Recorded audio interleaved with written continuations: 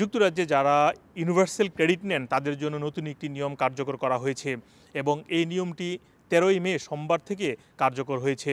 খবরে বলা হয়েছে যারা বেনিফিট নিচ্ছেন তাদেরকে এখন থেকে সপ্তাহে 18 ঘন্টা কাজ দেখাতে হবে একজন ব্যক্তির জন্য, যেটি আগের ছিল 15 ঘন্টা।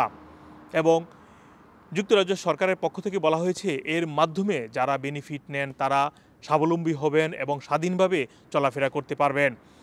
এ কারণে প্রায় 1,80,000 বেনিফিটধারী তাদেরকে কাজ খুঁজতে হবে।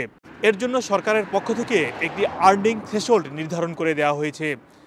বর্তমানে যেটিকে বলা হচ্ছে AET মানে অ্যাডমিনিস্ট্রেটিভ আর্নিং থ্রেশহোল্ড, যেটি আগে ছিল 617 পাউন্ড, সেটি বাড়িয়ে করা হয়েছে 892 পাউন্ড।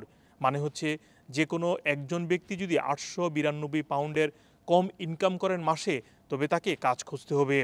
এবং মিনিমাম ওয়েজ অনুযায়ী 18 ঘন্টা কাজ করলে, মানে পূর্ণ সপ্তাহে যে পূর্ণ কর্মদিবস হিসাব করা হয় বা পূর্ণ ঘন্টা হিসাব করা হয়, সে তুলনায় অর্ধেক পরিমাণ কাজ করলে এই থ্রেশহোল্ড পূর্ণ করতে পারবেন একজন ব্যক্তি।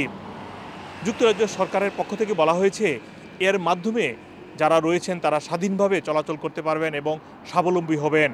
অন্যদিকে যারা দম্পতি রয়েছেন তাদের জন্য আগে আর্নিং থ্রেশহোল্ড ছিল 988, সেটি বাড়িয়ে করা হয়েছে 1437 পাউন্ড। যারা এর নিচে আয় করবেন তাদেরকে কোচের সাথে নিয়মিত অ্যাপয়েন্টমেন্টে যোগ দিতে হবে অথবা কর্ম ঘন্টা বাড়াতে হবে অথবা কাজ খুঁজতে হবে। এদিকে ব্রিটেনের প্রধানমন্ত্রী ঋষি সুনাক গত মাসেই এই পরিবর্তনের ঘোষণা দিয়েছিলেন, যেটি কার্যকর করা হয়েছে 13ই মে থেকে।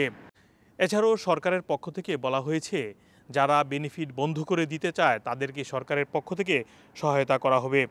ওয়ার্ক এবং পেনশন সেক্রেটারি মেল স্ট্রাইট বলেছেন, বেনিফিট বন্ধ করতে চায় যারা তাদেরকে উৎসাহ দেন এবং তাদেরকে সহযোগিতার জন্য তাদের একটি সাপোর্ট টিম রয়েছে এবং তাদের সাথে যোগাযোগ করলে এই ধরনের সহযোগিতা করবে। অন্যদিকে সরকারের পক্ষ থেকে আরও বলা হয়েছে যারা বেনিফিটে থাকবেন এবং এই নিয়মটি যে চালু হয়েছে এটি ছাড়াও ভবিষ্যতে কনজারভেটিভ সরকার যদি ক্ষমতায় আসে এর নিয়মটি বা ইউনিভার্সাল ক্রেডিটের নিয়ম আরও কঠিন করা হতে পারে। এদিকে সরকারের এই নিয়মের সমালোচনা করেছে চ্যারিটি সংস্থাগুলো। একটি চ্যারিটি সংস্থা টার্ন টু আস জানিয়েছে যারা ডিজেবল রয়েছেন অথবা বাচ্চা দেখাশোনা করেন তাদের জন্য এই নিয়মটি পালন করা কঠিন হয়ে দাঁড়াবে। সরকারের পক্ষ থেকে এই ধরনের নিয়ম করা হয়েছে, বলা হচ্ছে যারা স্বাবলম্বী হবেন এবং স্বাধীনভাবে চলাফেরা করতে পারবেন এর মাধ্যমে।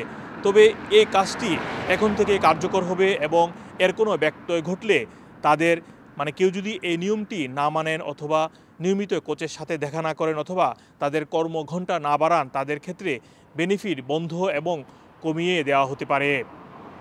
মোহাম্মদ আব্দুল হান্নান, 2A নিউজ, যুক্তরাজ্য।